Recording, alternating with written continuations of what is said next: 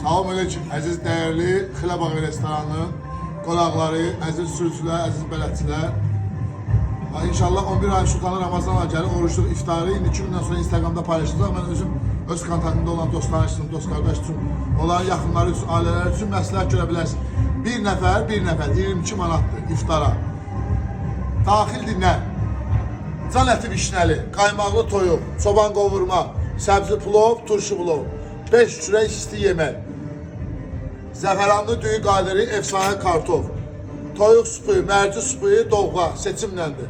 Süzmə, acika, turşu, pendir, pomidor, xiyar, pomidor, zoğal salatı, kompotu, naturalni soku, suyu, xurması, şirniyyatı, çayı.